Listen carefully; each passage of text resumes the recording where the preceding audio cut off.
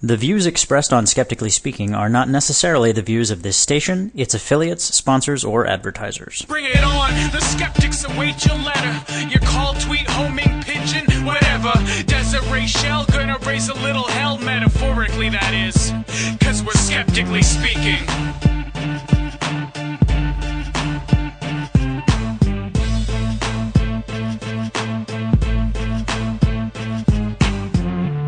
Hello, and welcome to Skeptically Speaking.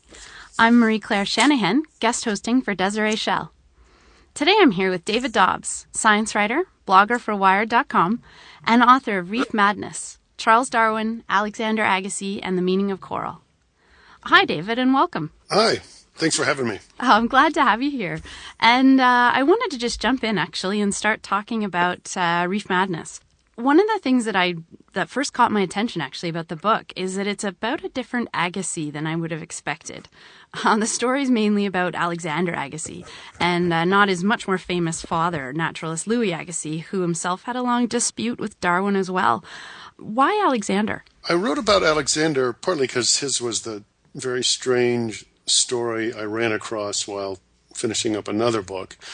And what I found was this son of Louis, Alexander, spent much of the 19th century struggling with kind of the central questions and disputes of 19th century science, which were two. One, what is the nature of empiricism?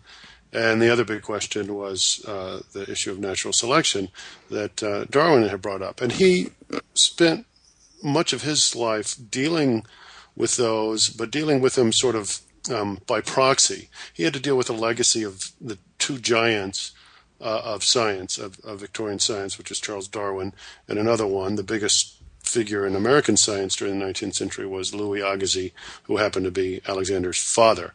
These were two really different people.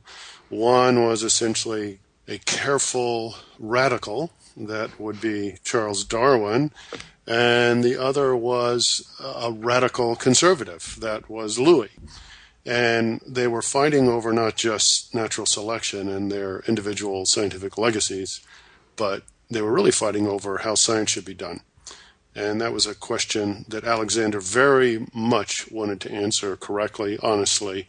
He, like Darwin, wanted to help define a reliable sort of empiricism that freed science from allegiance to an idealist vision of how to do science, the idealist vision that Alex's father, Louis, had followed. And his attempt to do so while also trying to kind of reconcile and resolve the collision between Darwin and Louis that had ruined Louis's life was a really complicated and moving story, I found. So that's why I looked at Alex, because it was another way to look at this really critical period in the history of science when science very self-consciously made a final effort to leave a sort of idealist brand of science that was still tied to describing God's work. They wanted to leave that behind and just look at what was in front of them and be true to it. Yeah, I really thought, on the surface it's a story about coral, but it seems like underneath really it's a story about the nature of evidence and the relationship between evidence and explanations. Am I sort of right in thinking that? Absolutely. It was about that. It was about what is a legitimate theory. How do you know a legitimate theory when you see one? How do you generate a legitimate theory? And this was a huge deal at the time, because before, at least in the natural history, in the human realm, to explain where we came from, the generation of species, the answer was that you were, most scientists agreed, you were describing the work of God, that was your job. But after Darwin, the job of everyone in the biological sciences was to describe the origin of species, how all the animals that are around, well, all the plants too, let's not leave anyone out, how all the forms of life came to be. And this was a very different and harder question that involved a new set of rules about how to come up with theory. Well, in my experience, talking about the nature of evidence and the nature of what's a good theory, while it's really important, that's not always the topic of the best story. That's kind of not the salacious bit of science that draws people in. Why was this such a compelling story? It really is a compelling story. How did you make it that way out of something that's really about the nature of science? Well, yes. I mean, we've been just talking for the last few minutes about how this was about how to do science well. It was also about savage fights for status and to retain status, and about family feuds and family grudges, and about huge alliances within both the British and the American scientific communities. They were partly fighting over how to do science well, but they were also fighting about, well, old rivalries between each other and among themselves, jockeying for position. Louis's resistance to Darwin's idea was partly an effort to save himself, to hold on to his claim as the premier scientist of America. He wanted to be Louis, Alex's father. He wanted to be the premier, the first naturalist of his era, as he said when he was quite young, still in his teens. And he dedicated his life to achieving just that. And just at the moment when it seemed he may have accomplished that, he was confronted with a very different answer from Darwin as to how species were created. Louis asked what is a species? He said a species is a thought of God. And he became rich and very famous, proselytizing that vision of species. When Darwin came along and said, no, a species is the end product of a random series of chance events, it's a matter of selection, blind selection, Louis knew he either had to absorb that, which would be hard, given how hard he preached his own view, or defeat Darwin. So he dug in and he fought and he lost. Alex, his son, watched all of this. And while he took on Darwin's ideas about natural selection, he agreed with Darwin on how species were created. He understandably brought sort of a mixed, a very complicated set of emotions to Darwin's legacy. And those complications would come into play when he himself questioned another theory of Darwin's, the theory of coral reefs. I found that kind of really interesting how you characterized Alexander in comparison. Like, you start off at the beginning, we get a really quick introduction to Alexander, and it's not all that flattering. I think you actually describe him as dour and gruff. And then the first couple chapters of the book are really about Louis and how grand he is, and his, as you said, his drive and his arrogance, and how he overextended himself. And by the time we meet Alexander, the adult Alexander, which is sort of right around this time that he's getting cut off at the knees by Darwin, by the time we meet him, he's very much a sympathetic character. And I think that leads to the way we interpret everything he does later on. How important was it for you to sort of consciously make that characterization? It wasn't as if I tried to frame the story and decided to make him sympathetic. Right. His story attracted me because he was sympathetic in sort of an odd way. He is easily the least colorful, the least dynamic of the three main figures in the book. But of course, the competition is ferocious. Louis was a spectacular figure. He gave lectures.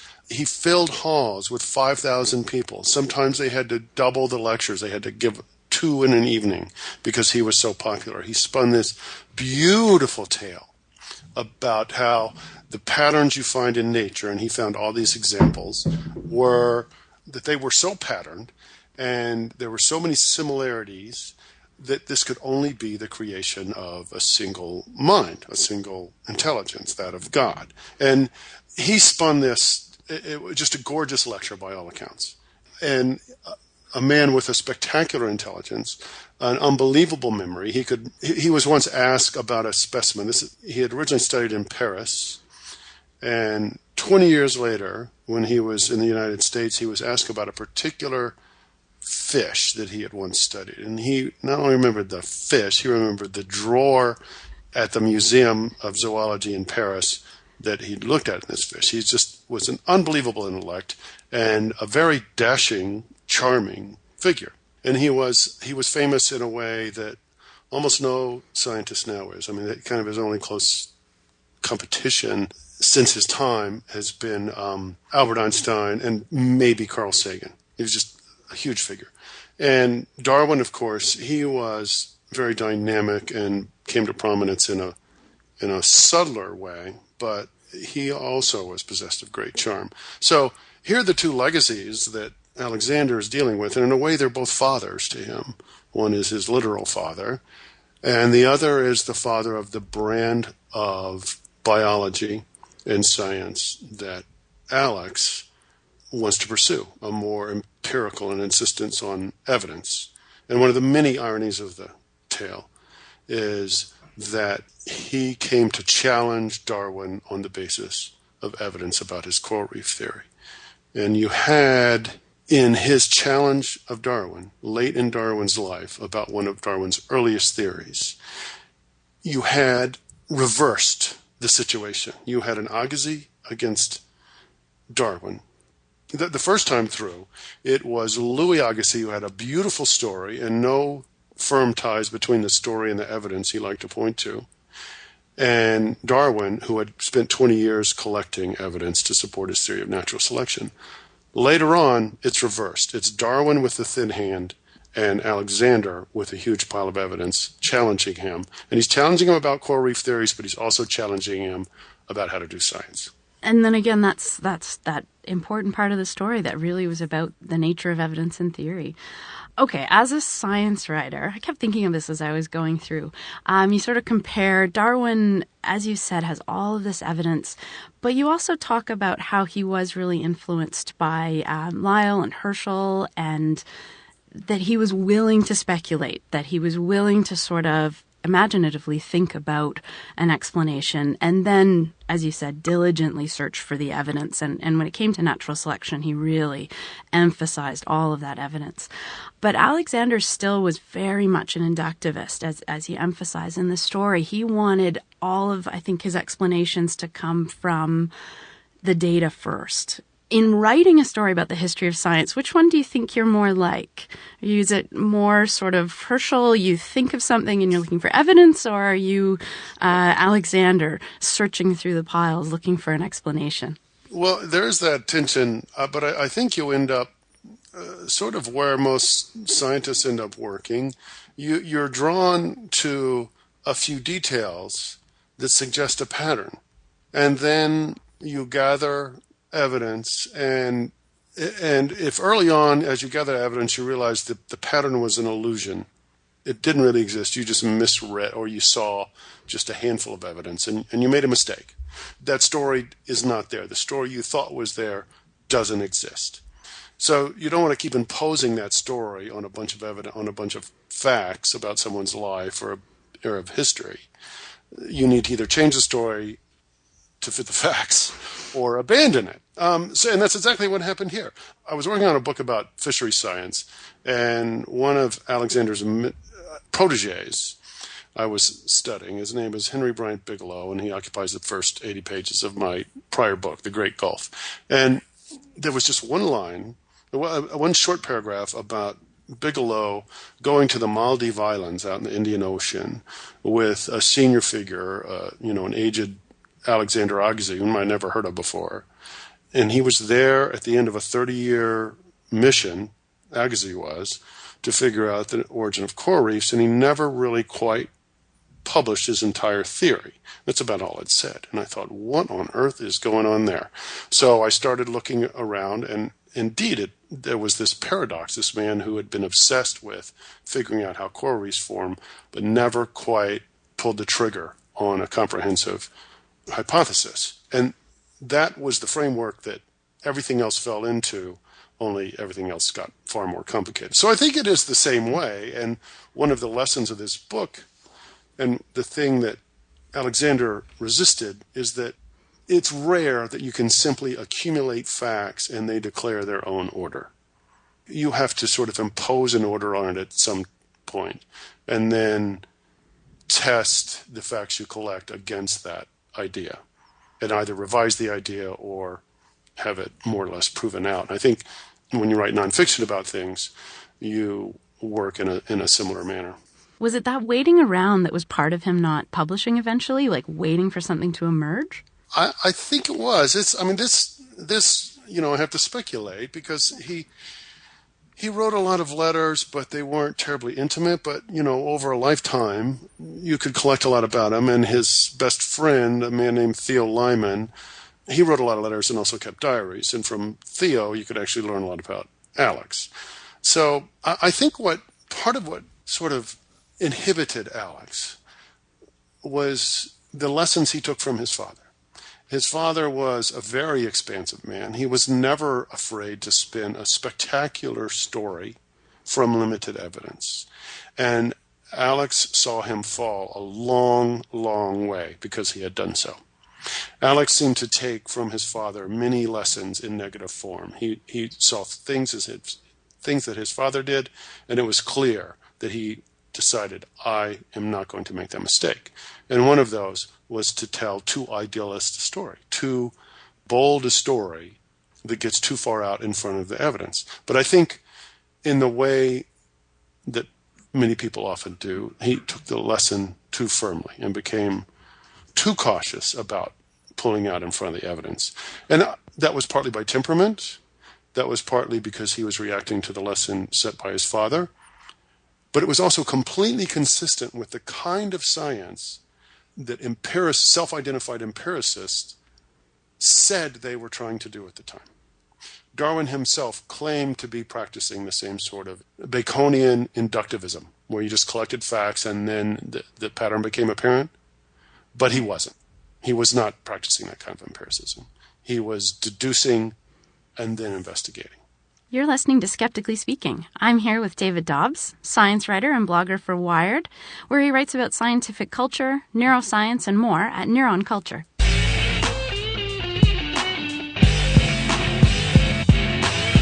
Skeptically Speaking wants you to question everything. To be a part of the discussion, call and record your question on our listener question line at Speak 73101. That's 773-257-3101. Long-distance charges may apply. Sunday nights at 6 Mountain Time, join our Ustream chat room to listen and ask questions as we record interviews live. Just click the Listen Online button at skepticallyspeaking.com. You can also email your questions and comments to live@skepticallyspeaking.com, or if you're on Twitter, tweet us at Skeptical Radio. To find out where Skeptically Speaking airs near you, to listen to past episodes, or download the weekly podcast, check out our website at skepticallyspeaking.com. While you're there, follow the links to connect with us on our Facebook page, our Twitter feed, or to subscribe to the show in iTunes. And now, back to the show.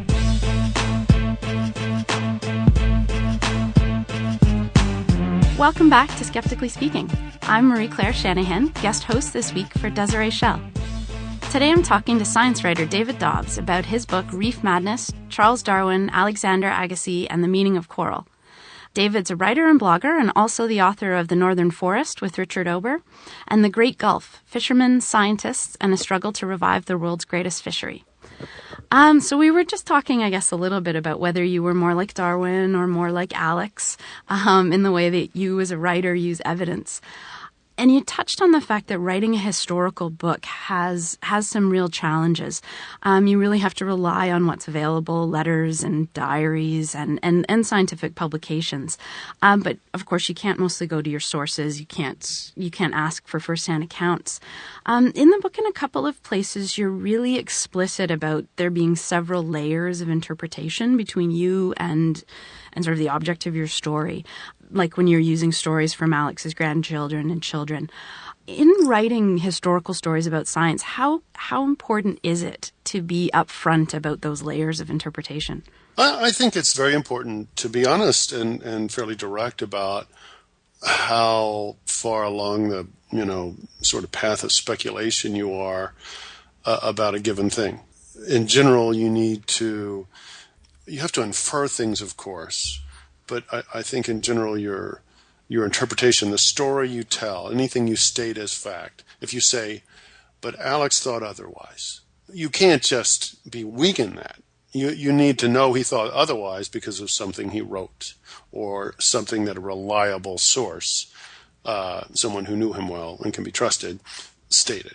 If you need to speculate, as I did a minute ago, on why he behaved the way he did, why his inhibition against publishing, why did he never tell the whole story, why didn't he attack Darwin more directly, either before Darwin died or after.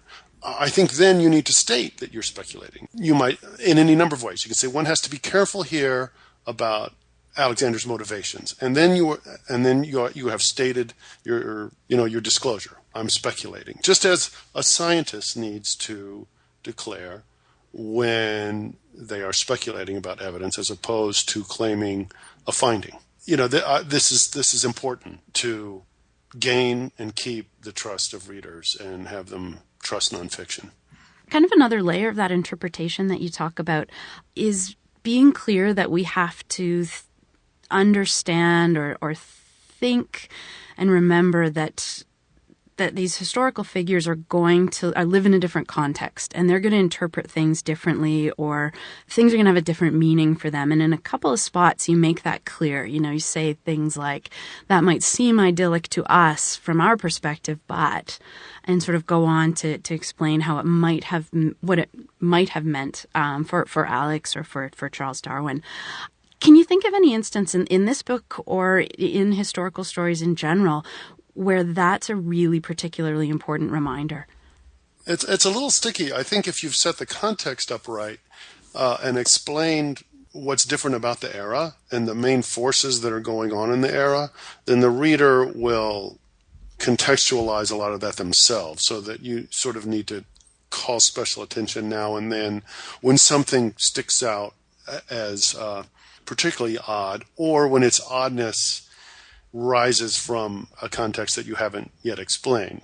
I hope the reader of this book recognizes by the time I get to explaining Alex's dilemma how powerful the two impulses were. The long tradition of idealist natural science, in which a taxonomist like Louis was describing God's order when he categorized animals. He was identifying something as specifically of a certain species, and that species was a permanent thing. It was a thought of God that never changed.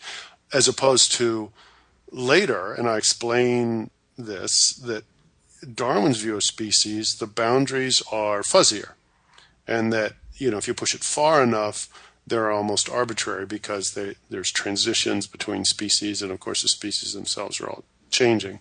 So if I've done my work properly, the reader understands those tensions. And if I've described the rise and the roots of empiricism and the empirical impulse, then the reader can understand why Alex, along with that and his aversion to what he'd seen his father do, why he is inductivist to a fault, as it were.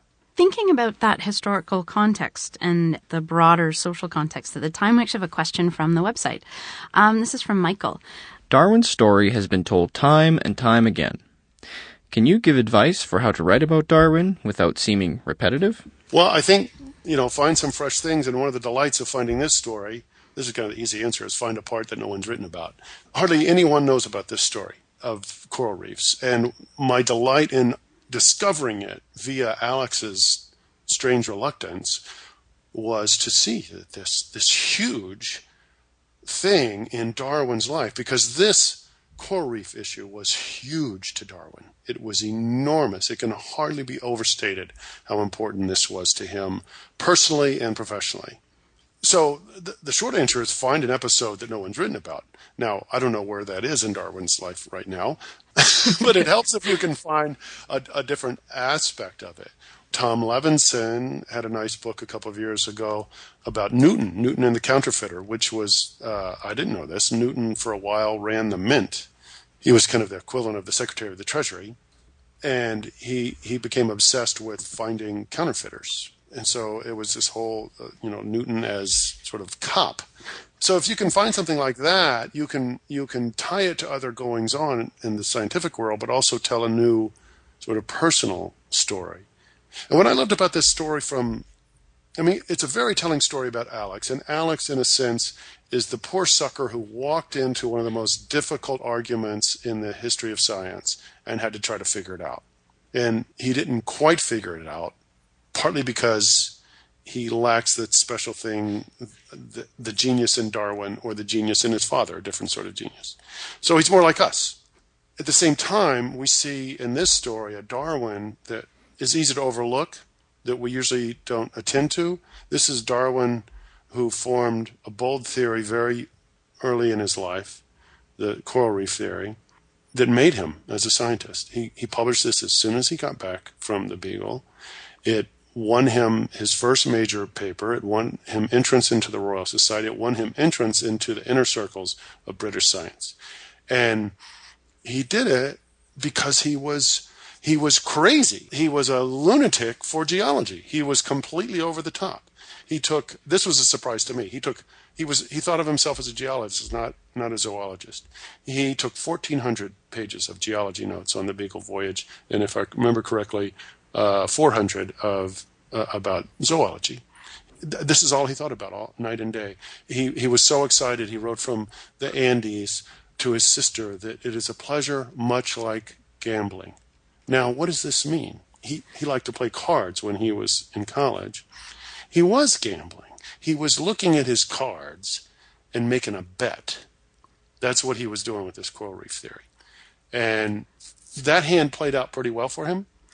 But there was another hand that he played about geology just after that went bad. It was a different theory about this geological features up in Scotland, and he was wrong. Rather, he was proven wrong by Louis Agassiz. This is early in his career, and it was a horrible moment for him. And here I'm speculating, but I suspect that it made him quite nervous about his coral reef theory. I can imagine it did. Those are two good images, Newton as cop and Darwin as gambler. Yeah, it's really evocative. No, it was delightful reading about this young, he was very directionless during college. He played a lot of cards and he spent a lot of time shooting. He loved to shoot more than anything. And he really didn't have much sense of direction until he got invited to go on this trip, which at first he wasn't going to go on. Then someone changed his mind. But and the reason he wanted to go on that was because he'd read he was in love with the kind of romance of the travel.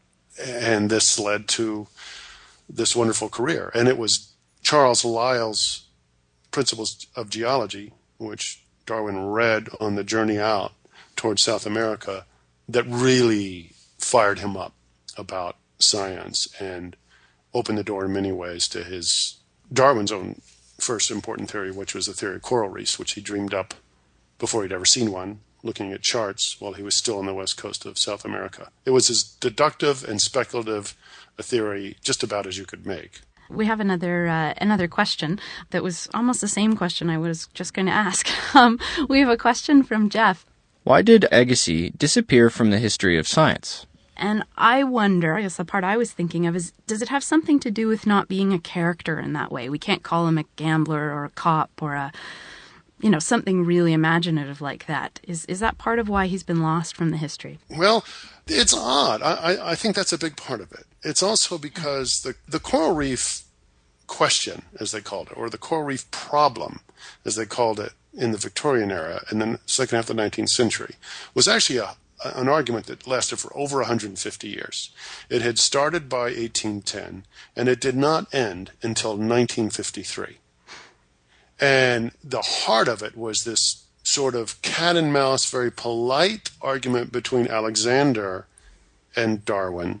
And then soon after Darwin died, a much more ferocious fight between people aligned with Darwin and other people who, in British science mainly, who hated Darwin's theory of natural selection, and many of them hated Darwin. And so it blew up in the late 1880s and 1890s and was a big deal. And that was partly because they were hashing over the methodological and sort of philosophy of science methods that had driven the theory of natural selection, the argument over the origin of species. But that kind of tailed off, and by the time Alexander died in 1910, the argument over coral reefs was kind of at a draw. Neither Darwin's theory or Agassiz's theory, which was also known as Murray's theory, his friend John Murray, an oceanographer. If you look in the 1911 Britannica, which is written by the most prominent geologist in the United States, the entry on coral reefs is. And he's basically calling it a draw, that it appears that some of the reefs in the world are created by subsidence, which was Darwin's theory, that coral reefs grew on islands that were sinking in the ocean, and a more complicated, multifaceted answer that Alexander offered. It was a draw. And it remained a draw until 1953, when finally scientists working out in the Pacific, some U.S. scientists finally could drill deep enough in a coral island to answer the question definitively. So it went on and on and on, and by then, the coral reef question was not a big deal. So I think it is partly because of the sort of anticlimactic long denouement of the argument, and also because Alex was not a flashy, colorful figure. He was too careful to be exciting, sort of. Right. which is supposed to be a great scientific virtue, but it's not great for getting famous. Right, not great for revolutionizing and becoming known for your theory, I guess. He's like most scientists. Yeah, that's right. You're listening to Skeptically Speaking. I'm here with David Dobbs, science writer, blogger at Wired.com, and author of the forthcoming book, The Orchid and the Dandelion. So we've been talking a little bit about some of the decisions that you made in writing Reef Madness, talking about interpretation. One of the most interesting decisions for me, though, was your choice to serialize portions of it kind of over the past year on your blog. Can you tell me a little bit about why you decided to do that? Because I could. Right. That makes sense. Yeah, it started when, someone had published something about Asa Gray. Asa Gray was a Harvard botanist who played a key role in destroying, in a series of debates about Darwin's Origin of Species. Asa took Louis Agassiz apart in the spring of 1860, and Agassiz's reputation, Louis, was never the same afterwards. And Asa Gray was a very interesting figure. And at Atlantic, Alexis Madrigal published a long essay of Asa Gray's, because it was some anniversary that had originally run in the Atlantic.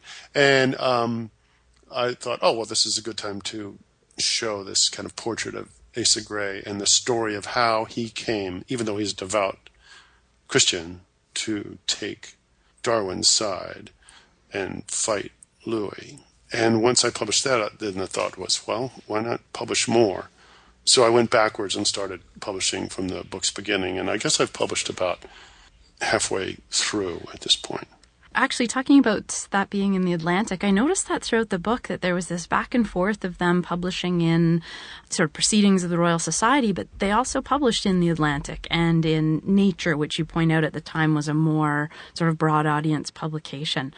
Do you think that had an influence on the tone of the discussion or the way that the argument played out? Well, I think it did, and it underlined that it was a more public argument than you're used to seeing. I mean, there's a couple of issues that get argued in public these days. It's hard to imagine the coral reef issue getting argued in public these days, but it did then. But again, it was partly because the figures involved that it became such a big deal in Britain. But there was a ferocious, in the 1890s, this thing with this fellow, the Duke of Argyll, against Thomas Huxley. It would be, I'm not going to be able to find the right figures, but as if Richard Dawkins and someone else got in a long argument right now about some matter of geology, because it's really a proxy for another argument.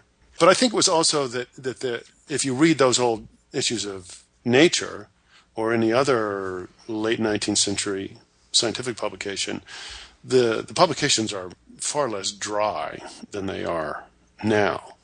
A regular person is much better able to understand them. They've become less formalized, and you can actually use the first person. It's much friendlier, accessible writing.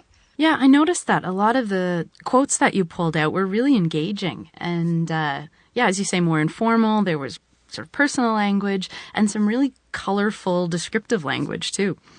it's happened since then. And my somewhat sketchy history is that a lot of it happened after the Second World War, that the journals have sort of dried up. And there's a lot of different reasons for that. It seems more concise, but it is also because people mistake dryness for authority, I think. And it's a loss. Now and then you see a paper written now that has some voice to it. And every single time it's a pleasure because it's so rare. You're listening to Skeptically Speaking. I'm here with David Dobbs, science writer and blogger for Wired, where he writes about scientific culture, neuroscience, and more at Neuron Culture.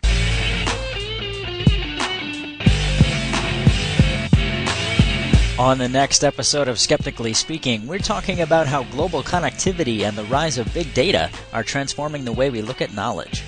We're joined by David Weinberger, co-director of Harvard's Library Innovation Lab, to talk about his book, Too Big to Know, Rethinking Knowledge Now That the Facts Aren't the Facts, Experts Are Everywhere, and the Smartest Person in the Room is the Room. And we'll speak to Lindsay Pinto, communications manager of openmedia.ca, about their work to safeguard a free and open internet for Canadians. That's next week on Skeptically Speaking, on your local radio station, or online at skepticallyspeaking.com.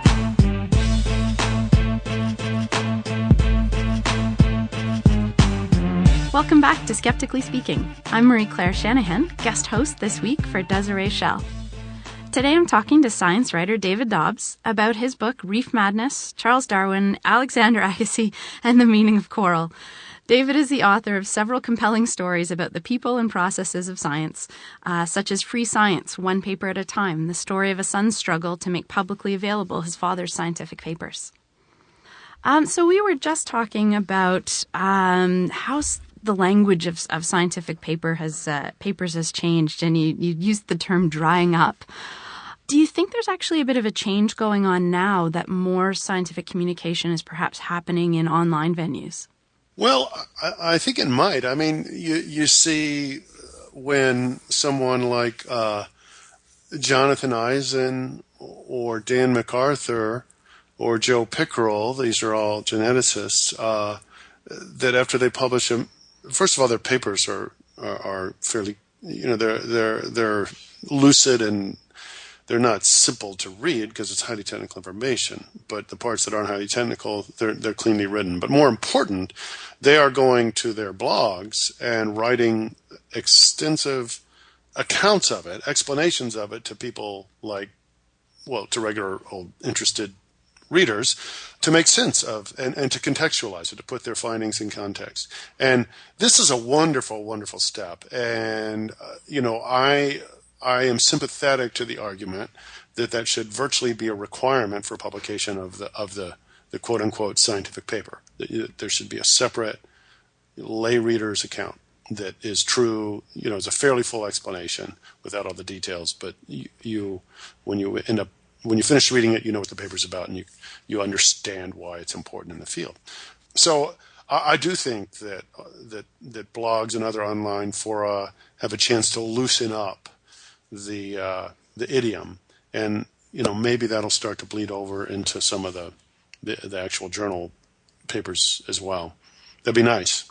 Yeah, sort of bring some of that kind of communication back to the journals. Yeah, I think it's important because then, if people feel walled off from the science just because they can't even understand the papers, it doesn't ultimately serve science well in its place in the culture. That makes sense. Actually, sort of speaking of tone, you wrote a pretty scathing book review recently about a book sort of putting forward a possible theory, I guess you could say. And it got a lot of attention. It was really widely shared. A lot of people talked about it. Why do you think that kind of science book review resonated with people so much? I'm not quite sure. I was a little surprised at how much attention that thing got. We're talking about a review I wrote of Smile, which was a TED book. This is for a site called Download the Universe that my colleague Carl Zimmer started. He organized about 15 or so science writers to review books about science that were only ebooks, because we realized it was very hard to find these otherwise. And I came across one published by TED Books, TED, the TED. Yeah. That TED, yeah. Of the TED Talks. Of the TED Talks, right. And it's called Smile, the Astonishing Power of a Simple Act. And I looked at the talk, and, the talk was pretty interesting. It was 7 minutes, and it was about, it alluded to some studies, and this was going to be about kind of the science behind what happens when you smile or are smiled at. And I write about behavioral science, and there's a lot going on when we talk to each other. But the book was, I was not happy with the book.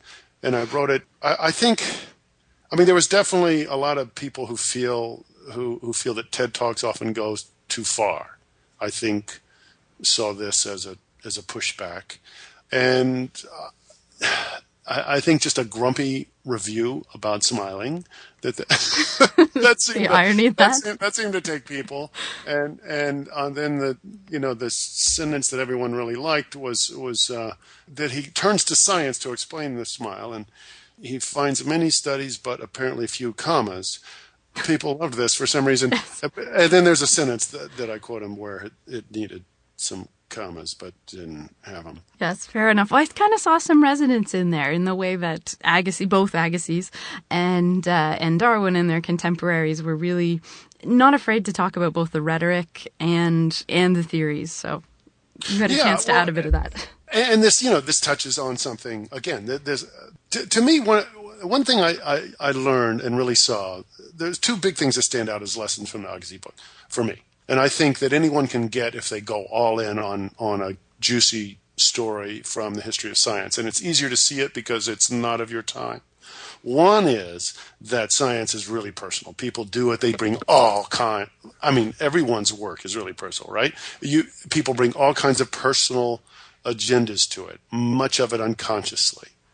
The other is that it's taking place within a huge kind of changes and cultural forces, changes and differences about in the philosophy of science, if it's science. A lot of these too they're so saturated into the culture that you're not aware of them at the time. But if you look back at a time, you can see them because they've come out.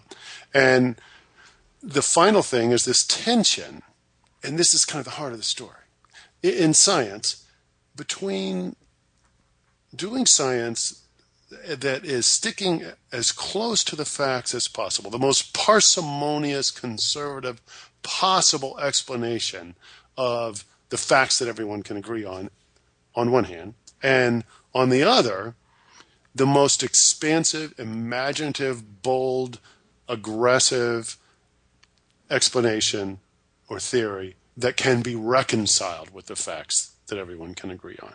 And this is going on all the time. And I think we can all agree that when someone gets way too far out in front so that they're not really attached to the facts anymore, or they simply fail to bother making plausible connections, then it's worth tripping them up. And that's where things kind of fall apart, isn't it? Yeah. Another really striking feature in the book for me was the analogies that you use. At one point, Louis is like a music teacher imploring his students to feel the music. And I think later on, Alex is a lucky gumshoe who stumbles across a misread clue. You use these really kind of playful analogies.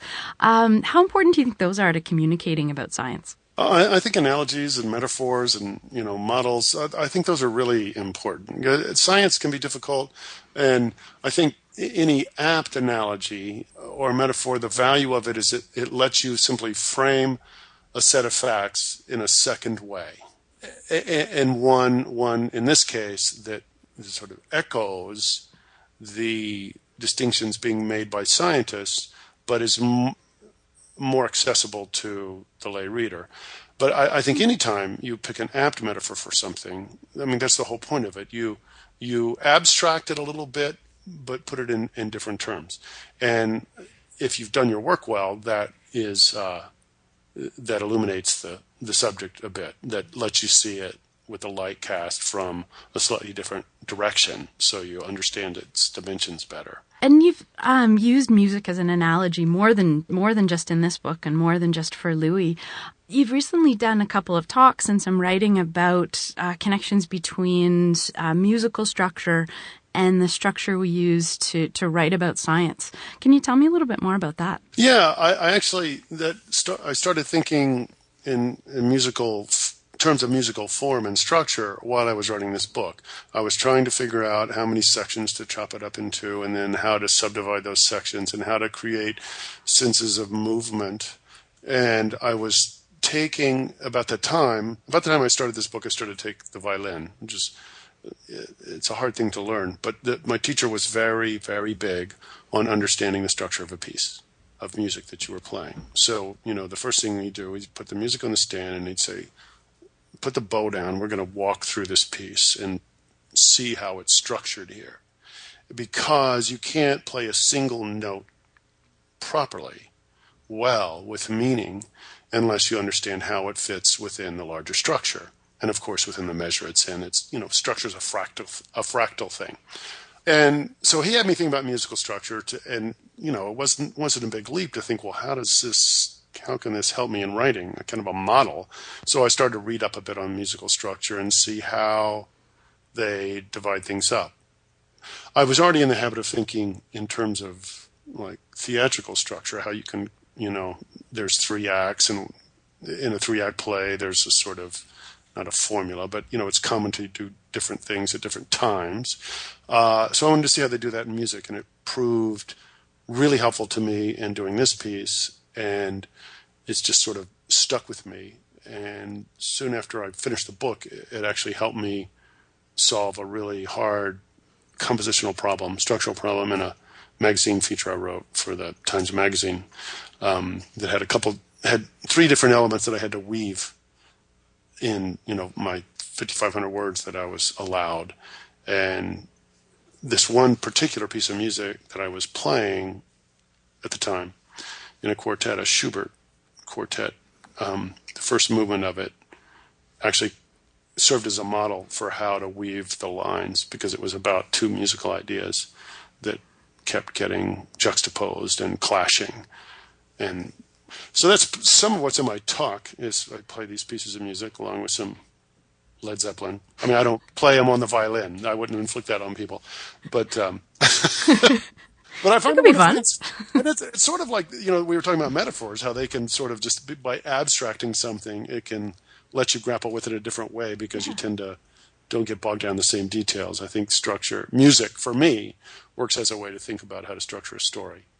I could see how if you, someone who played a lot of chess, how you might think your way through a story in terms of how a chess game goes or something like that. But for you, music works. That's neat.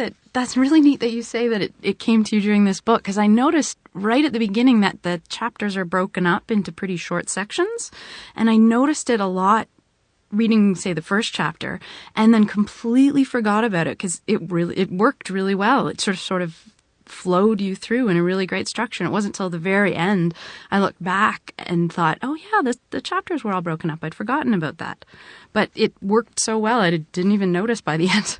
Well, good. Yeah, I mean, I'm glad it didn't kind of jump out at you. No, I think you have to, these chapters, some of them are 6,000 words long, some of them a little longer. You want, a little numbered break within a chapter is just one way you can sort of declare the structure to the reader. And the structure, it's not just dividing things up. It's different pieces serve different functions. And if you're doing it right, that actually creates a tension that moves the story along, and that can be resolved later. Cool. I like that. You're listening to Skeptically Speaking. I'm here with David Dobbs, science writer, blogger, and author. And I also know that you're work on a new book called The Orchid and the Dandelion. Can you tell me a little bit about that? Sure. This is about sort of how genes that we've seen as bad are maybe good for you. It's really about a recasting of a view of genes that seem to that have been identified as underlying a lot of things that haunt us the most, madness, depression, melancholy, aggression. These are genes that have been tied to those moods or behavioral problems. And that if a fresh look at the study of these genes and how they behave in how people who carry them react to different environments suggests that they're not just downsides, these genes, gene variants. That if you have them and your life is not terribly stressful, you'll actually do better in whatever realm is being measured. So they're not risk genes, in other words. They're not about vulnerability. They're about sensitivity to experience. And that changes a lot. It changes how we think of mental illness and whether a tendency to depression is strictly just a bad thing, or is it part of a sensitivity that also can bring you pleasure and that you yourself can leverage into good things. So that's what this book is about, and it's also about some of the things we've been talking about how far can you push an idea, the tension between the most parsimonious explanation and one a little bit more expansive. Yeah, is there the same kind of tension, like the inductive, deductive tension, in something like this? Because it is, in a way, so new, approaching these problems this way. Yeah, no, it is. These are people, this is a fairly, I wouldn't call it a radical idea, but it's a fairly expansive idea. In some ways, it's bold. And at the same time, it's taking place at a time. I mean, they're doing this work at a time where genetics and genomics is changing a lot, and there's a lot of discussion about what's the best way to go about seeing how the best way to look into the question of how genes give rise to behavior or mood. Mm-hmm. So, all those are the undercurrents, and meanwhile, there's the very power of this idea, which is, if you're prone to some of these problems, if you're prone to depression, for instance, and it's been painted for years as a genetic vulnerability that makes you that way, and suddenly the genetic vulnerability is being painted not as just a vulnerability. This is a double, it's a bidirectional effect. It can be vulnerable, but you can also leverage it because anything you do to make your own environment better, you'll actually get more lift from. It's a very different framing of the roots of, melancholy, say. Yeah. And I'm talking to people who are dealing with that, this reframing, and it really does color their own view of their lives differently. I can imagine it would. In that kind of study, what would you say is the sort of key kind of evidence? What's the key thing that someone would be looking for? Well, I think, this hypothesis or theory, its test will there be multiple lines of converging evidence that support this? Right. I think that's what's going to give this legs. I mean, it already seems to have legs. Its influence is really grown tremendously since I started the book. I just went to, I see now when I travel to universities to give talks or whatnot, 3 years ago, it was rare to run into researchers who were looking at genes, environment, and behavior through this frame. They were still, most of the work was still being done under the vulnerability model. Now, it's very common. So they're looking at plasticity, not vulnerability. So it's already gaining a lot of influence. In that sense, it has legs. But, will it hold up? How robustly will it hold up? And as we advance in our ability to see how genes affect us, to kind of find the mechanisms that run downstream from having a gene variant, will that work support this idea? I think that's what's going to be the real test of it. And, it's not my job to sort of adjudicate how true it is. And I'm not sure that'll be, unambiguously resolved before I finish the book. And that's okay. it's really interesting looking back at talking about those facts and the connection there between the evidence they'd be looking for and what you're really talking about in the book. And I think in our last moments here, I have one more question from the chat that relates directly to that. This is a question from Greg. What is the single most important fact, or set of facts, that would have changed everybody's understanding of coral reefs during this period of overlap between Darwin and Alexander? Well, the thing they were after, that was a difficult thing. I was just talking about how this question I'm looking into, it's going to depend on converging lines of evidence. But they knew all along that the people looking into it, they knew that if they could drill deep enough in a coral reef, they would know the answer. Because by Darwin's account, the reefs, the foundation of the reef had been sinking for eons, and the coral building atop it so that the coral would be very thick. And by Agassiz's account, no, most reefs would just have a relatively thin cap of coral atop something else. But they couldn't get out and drill these reefs. At first, they didn't have the technology. Agassiz tried, but the drilling stuff just wasn't up to it.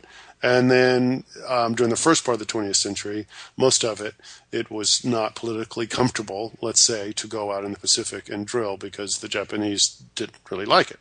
That was resolved with the Second World War.